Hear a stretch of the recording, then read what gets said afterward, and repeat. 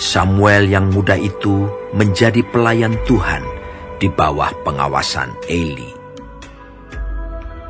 Pada masa itu, firman Tuhan jarang, penglihatan pun tidak sering.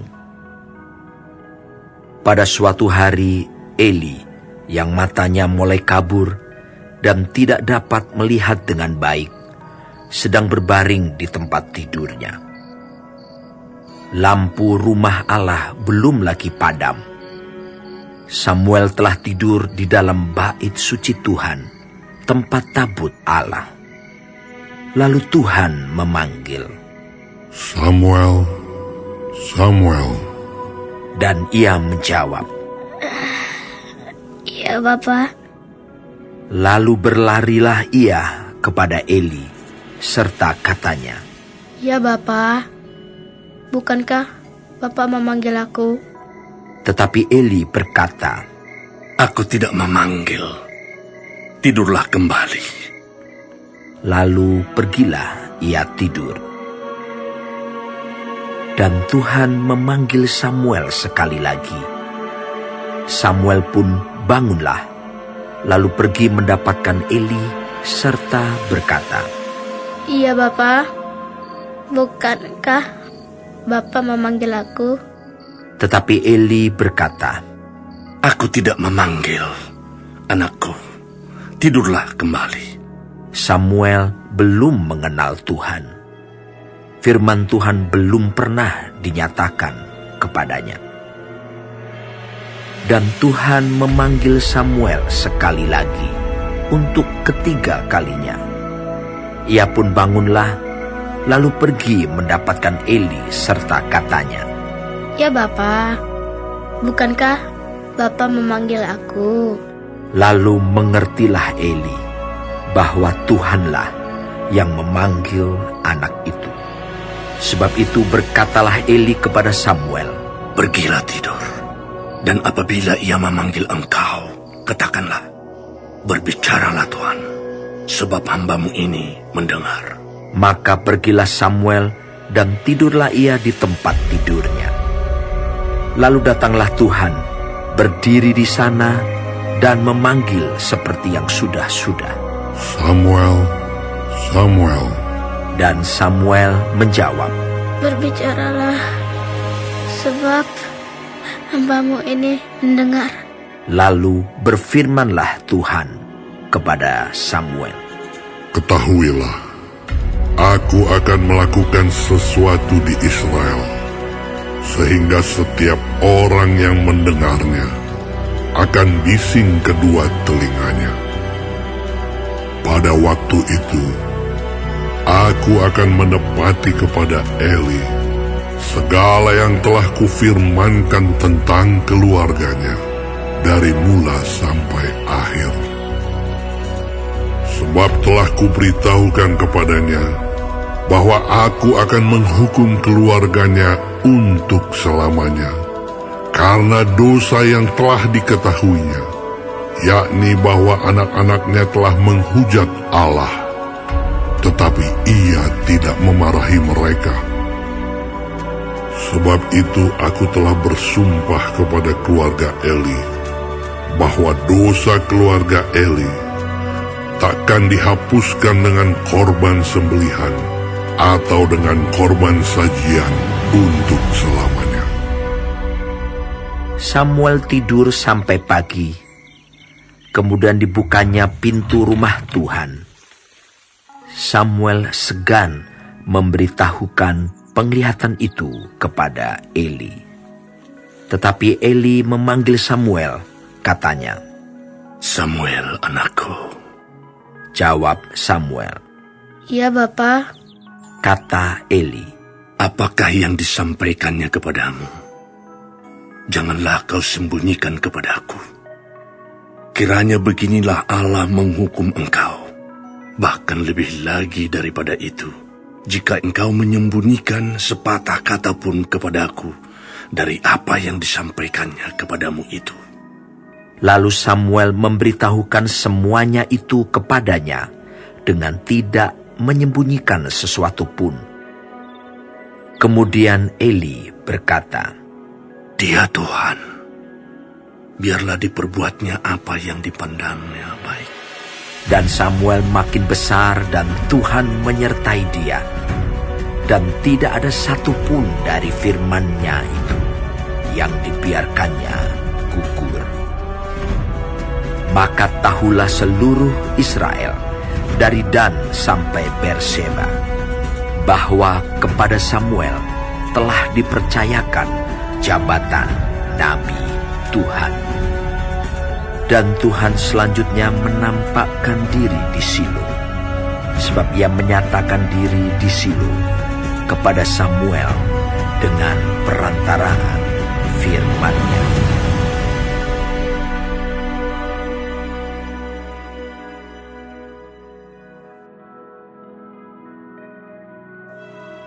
Dan perkataan Samuel sampai ke seluruh Israel. Orang Israel maju berperang melawan orang Filistin dan berkemah dekat Eben Heser, sedang orang Filistin berkemah di Afek. Orang Filistin mengatur barisannya berhadapan dengan orang Israel. Ketika pertempuran menghebat, terpukullah kalah orang Israel oleh orang Filistin, yang menewaskan kira-kira 4.000 orang di medan pertempuran itu. Ketika tentara itu kembali ke perkemahan, berkatalah para tua-tua Israel, "Mengapa Tuhan membuat kita terpukul kalah oleh orang Filistin pada hari ini? Marilah kita mengambil dari Silo tabut perjanjian Tuhan, supaya Ia datang ke tengah-tengah kita dan melepaskan kita dari tangan musuh kita." Kemudian bangsa itu menyuruh orang ke Silo, lalu mereka mengangkat dari sana tabut perjanjian Tuhan semesta alam, yang bersemayam di atas para kerub. Kedua anak Eli, Hofni dan Pinehas, ada di sana dekat tabut perjanjian Allah itu. Segera sesudah tabut perjanjian Tuhan sampai ke perkemahan, bersoraklah seluruh orang Israel dengan nyaring, sehingga bumi bergetar. Dan orang Filistin yang mendengar bunyi sorak itu berkata, "Apakah bunyi sorak yang nyaring di perkemahan orang Ibrani itu?" Ketika diketahui mereka bahwa tabut Tuhan telah sampai ke perkemahan itu, ketakutanlah orang Filistin, sebab kata mereka, Allah mereka telah datang ke perkemahan itu. Dan mereka berkata, Celakalah kita, sebab seperti itu belum pernah terjadi dahulu. Celakalah kita, siapakah yang menolong kita dari tangan Allah yang maha dahsyat ini? Inilah juga Allah yang telah menghajar orang Mesir dengan berbagai-bagai tulah di padang gurun.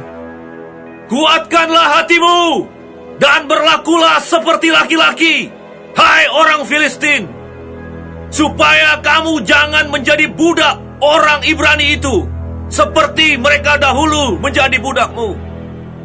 Berlakulah seperti laki-laki dan berperanglah. lalu berperanglah orang Filistin, sehingga orang Israel terpukul kalah. Mereka melarikan diri masing-masing ke kemahnya.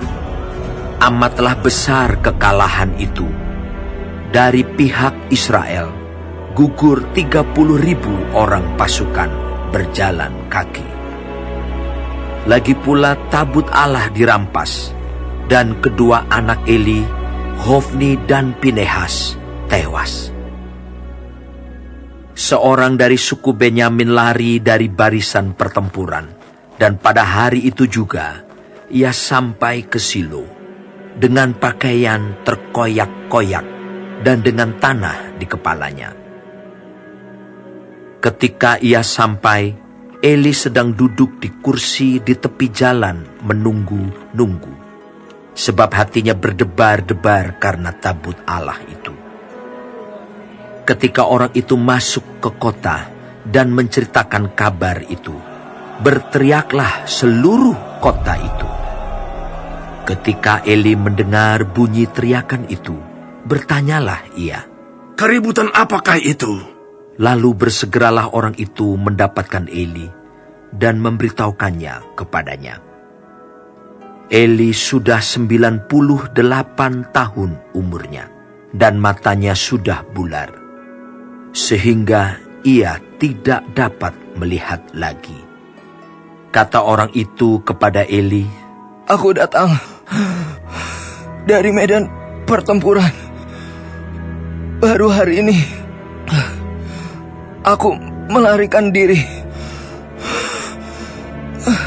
dari medan pertempuran." Kata Eli, Bagaimana keadaannya, anakku? jawab pembawa kabar itu, Orang Israel melarikan diri dari hadapan orang Filistin. Kekalahan yang besar telah diderita oleh rakyat. Lagi pula kedua anakmu, Hofni dan Pinias, telah tewas, dan tabut Allah sudah dirampas. Ketika disebutnya tabut Allah itu, jatuhlah Eli, terlentang dari kursi di sebelah pintu gerbang. Batang lehernya patah dan ia mati, sebab telah tua dan gemuk orangnya. 40 tahun lamanya ia memerintah sebagai hakim atas orang Israel. Adapun menantunya perempuan, istri Pinehas, sudah hamil tua. Ketika didengarnya kabar itu, bahwa tabut Allah telah dirampas, dan mertuanya laki-laki serta suaminya telah mati, duduklah ia berlutut, lalu bersalin, sebab ia kedatangan sakit beranak. Ketika ia hampir mati, berkatalah perempuan-perempuan yang berdiri di dekatnya, "Janganlah takut, sebab engkau telah melahirkan seorang anak laki-laki." Tetapi ia tidak menjawab dan tidak memperhatikannya. Ia menamai anak itu Ikabod, katanya, "Telah lenyap kemuliaan dari Israel." Karena tabut Allah sudah dirampas, dan karena mertuanya dan suaminya. Katanya, "Telah lenyap kemuliaan dari Israel, sebab tabut Allah telah dirampas."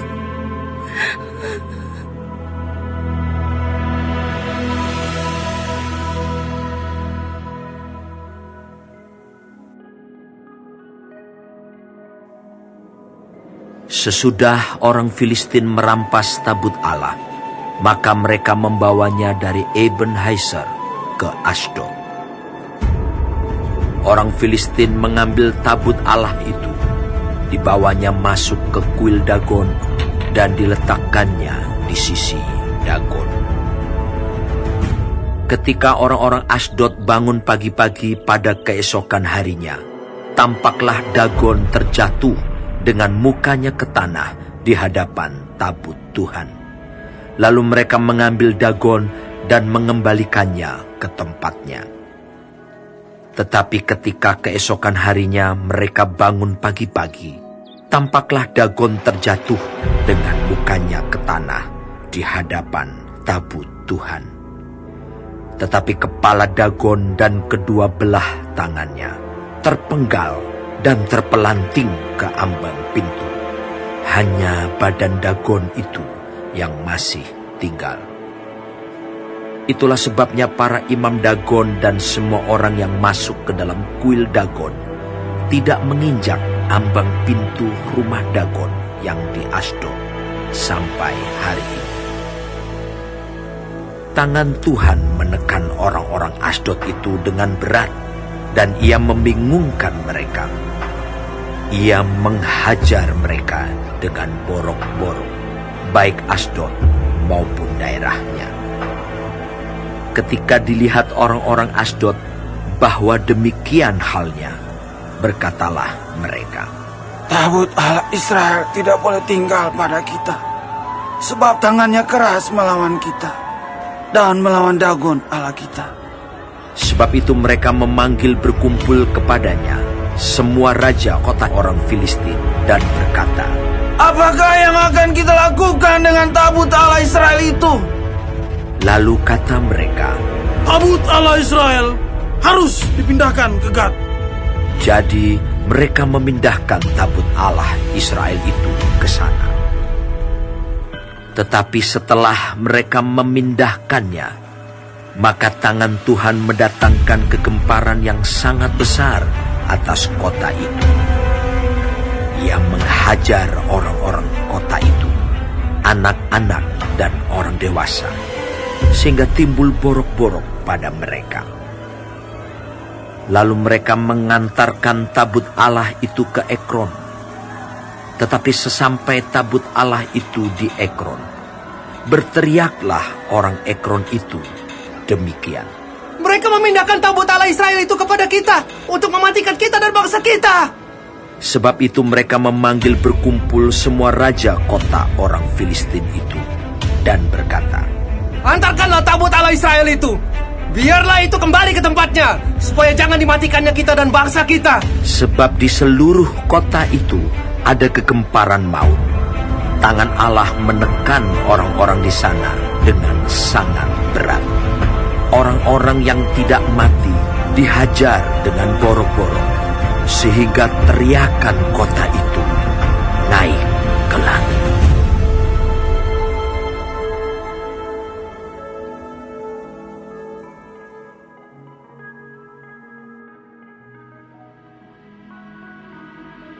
Untuk pemimpin biduan, menurut Yedutun, Mazmur Asaf.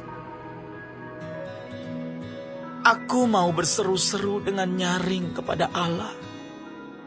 Dengan nyaring kepada Allah, supaya Ia mendengarkan aku. Pada hari kesusahanku, aku mencari Tuhan. Malam-malam tanganku terulur dan tidak menjadi lesu. Jiwaku enggan dihiburkan. Apabila aku mengingat Allah, maka aku mengerang. Apabila aku merenung, makin lemah lesulah semangatku. Selah. Engkau membuat mataku tetap terbuka. Aku gelisah, sehingga tidak dapat berkata-kata. Aku memikir-mikir hari-hari zaman purbakala. Tahun-tahun zaman dahulu aku ingat. Aku sebut-sebut pada waktu malam dalam hatiku. Aku merenung, dan rohku mencari-cari. Untuk selamanyakah Tuhan menolak dan tidak kembali bermurah hati lagi? Sudah lenyapkah untuk seterusnya kasih setianya? Telah berakhirkah janji itu berlaku turun-temurun? Sudah lupakah Allah menaruh kasihan? Ditutupnyakah rahmatnya karena murkanya? Selah. Maka kataku, inilah yang menikam hatiku, bahwa tangan kanan yang maha tinggi berubah. Aku hendak mengingat perbuatan-perbuatan Tuhan. Ya, aku hendak mengingat keajaiban-keajaiban-Mu dari zaman purbakala. Aku hendak menyebut-nyebut segala pekerjaan-Mu dan merenungkan perbuatan-perbuatan-Mu. Ya Allah, jalan-Mu adalah kudus. Allah manakah yang begitu besar seperti Allah kami? Engkaulah Allah yang melakukan keajaiban. Engkau telah menyatakan kuasa-Mu di antara bangsa-bangsa. Dengan lengan-Mu, Engkau telah menebus umat-Mu, Bani Yakub dan Bani Yusuf. Selah. Air telah melihat Engkau, ya Allah. Air telah melihat Engkau lalu menjadi gentar. Bahkan samudra raya gemetar. Awan-awan mencurahkan air. Awan kemauan bergemuruh. Bahkan anak-anak panah-Mu berterbangan. Deru guntur-Mu menggelinding. Kilat-kilat menerangi dunia. Bumi gemetar dan bergoncang. Melalui laut jalan-Mu, dan lorong-Mu melalui muka air yang luas. Tetapi jejak-Mu tidak kelihatan. Engkau telah menuntun umat-Mu dengan perantaraan Musa dan Harun.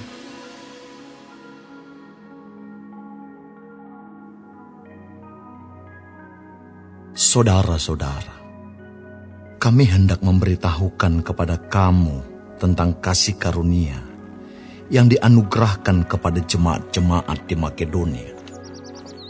Selagi dicobai dengan berat dalam pelbagai penderitaan, sukacita mereka meluap, dan meskipun mereka sangat miskin, namun mereka kaya dalam kemurahan. Aku bersaksi bahwa mereka telah memberikan menurut kemampuan mereka, bahkan melampaui kemampuan mereka. Dengan kerelaan sendiri, mereka meminta dan mendesak kepada kami, supaya mereka juga beroleh kasih karunia untuk mengambil bagian dalam pelayanan kepada orang-orang kudus. Mereka memberikan lebih banyak daripada yang kami harapkan. Mereka memberikan diri mereka, pertama-tama kepada Allah, kemudian oleh karena kehendak Allah, juga kepada kami. Sebab itu kami mendesak kepada Titus, supaya ia mengunjungi kamu dan menyelesaikan pelayanan kasih itu, sebagaimana ia telah memulainya. Maka sekarang, sama seperti kamu kaya dalam segala sesuatu, dalam iman, dalam perkataan, dalam pengetahuan, dalam kesungguhan untuk membantu, dan dalam kasih-Mu terhadap kami, demikianlah juga hendaknya kamu kaya dalam pelayanan kasih ini. Aku mengatakan hal itu bukan sebagai perintah, melainkan dengan menunjukkan usaha orang-orang lain untuk membantu. Aku mau menguji keikhlasan kasih kamu. Karena kamu telah mengenal kasih karunia Tuhan kita Yesus Kristus, bahwa Ia, yang oleh karena kamu menjadi miskin, sekalipun Ia kaya, supaya kamu menjadi kaya oleh karena kemiskinannya. Inilah pendapatku tentang hal itu, yang mungkin berfaedah bagimu. Memang sudah sejak tahun yang lalu kamu mulai melaksanakannya, dan mengambil keputusan untuk menyelesaikannya juga. Maka sekarang, selesaikan jugalah pelaksanaannya itu. Hendaklah pelaksanaannya sepadan dengan kerelaanmu, dan lakukanlah itu dengan apa yang ada padamu. Sebab jika kamu rela untuk memberi, maka pemberianmu akan diterima. Kalau pemberianmu itu berdasarkan apa yang ada padamu, bukan berdasarkan apa yang tidak ada padamu. Sebab kamu dibebani bukanlah supaya orang-orang lain mendapat keringanan, tetapi supaya ada keseimbangan. Maka hendaklah sekarang ini kelebihan kamu mencukupkan kekurangan mereka, agar kelebihan mereka kemudian mencukupkan kekurangan kamu, supaya ada keseimbangan. Seperti ada tertulis, orang yang mengumpulkan banyak tidak kelebihan, dan orang yang mengumpulkan sedikit tidak kekurangan. Syukur kepada Allah yang oleh karena kamu mengaruniakan kesungguhan yang demikian juga dalam hati Titus untuk membantu kamu. Memang ia menyambut anjuran kami, tetapi dalam kesungguhannya yang besar itu, ia dengan sukarela pergi kepada kamu. Bersama-sama dengan dia, kami mengutus saudara kita yang terpuji di semua jemaat karena pekerjaannya dalam pemberitaan Injil. Dan bukan itu saja, ia juga telah ditunjuk oleh jemaat-jemaat untuk menemani kami dalam pelayanan kasih ini, yang kami lakukan untuk kemuliaan Tuhan dan sebagai bukti kerelaan kami. Sebab kami hendak menghindarkan hal ini, bahwa ada orang yang dapat mencela kami dalam hal pelayanan kasih yang kami lakukan, dan yang hasilnya sebesar ini. Karena kami memikirkan yang baik, bukan hanya di hadapan Tuhan, tetapi juga di hadapan manusia. Bersama-sama dengan mereka, kami utus seorang lain lagi, yakni saudara kita, yang telah beberapa kali kami uji, dan ternyata selalu berusaha untuk membantu. Dan sekarang ia makin berusaha, karena besarnya kepercayaannya kepada kamu. Titus adalah temanku yang bekerja bersama-sama dengan aku untuk kamu.